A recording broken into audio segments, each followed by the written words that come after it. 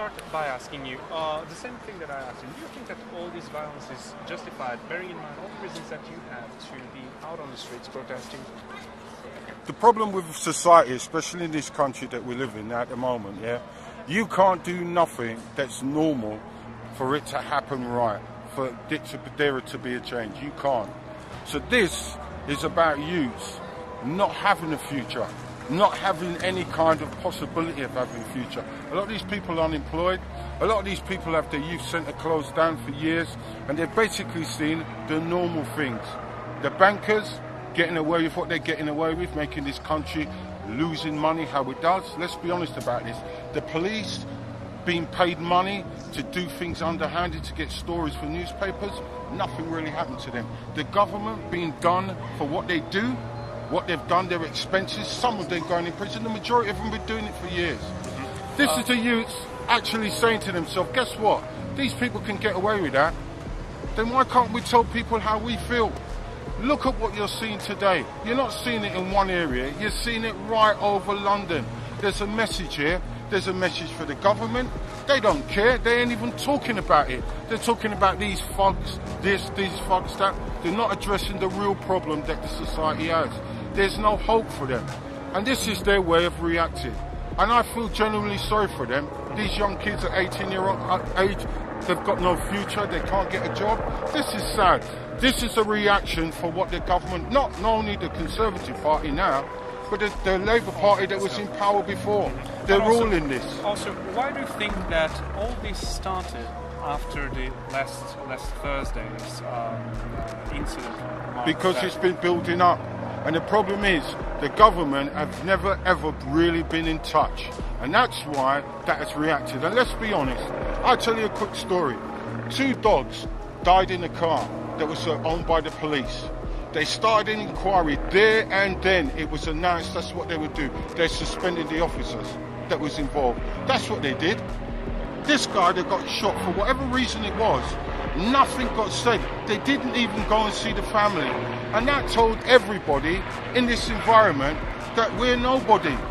The youngsters are the ones really are the more braver than the people of my age, because they reacted, because they've got nothing to lose.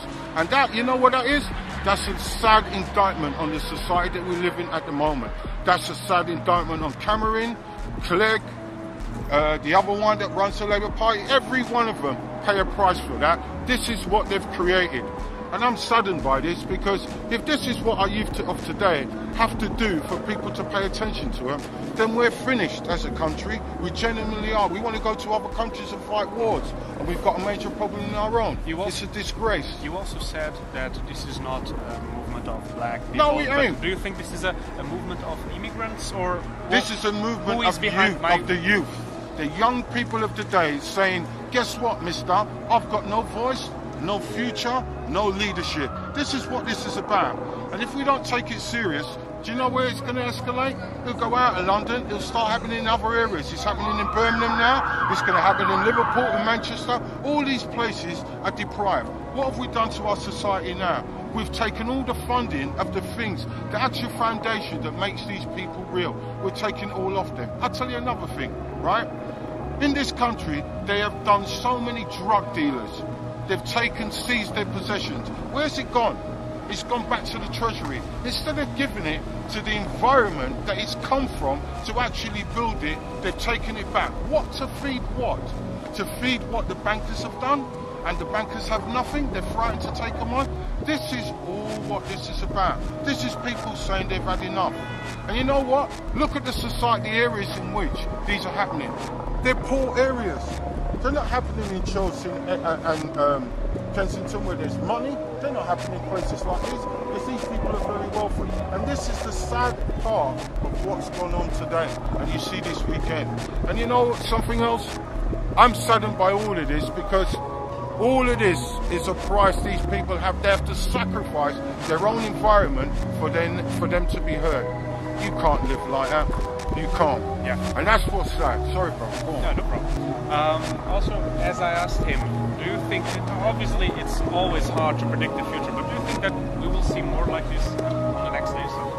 You possibly will, because it's got a reaction. Not the right one, but but it's actually got the reaction. It's got you here, it's got the press talking to people like me, normal people and other people like that. It's got a reaction. It will possibly happen again. You know why it will? Because the government that we've got in this country at the moment and the ones that we've had in the past will not listen. Do you know why they won't listen? Because they don't live and breathe this.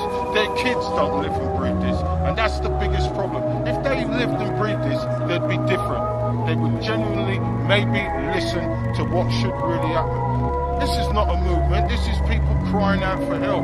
It's nothing more than that. And if they don't take it serious, what are we going to do? Bring up a generation of no hopers?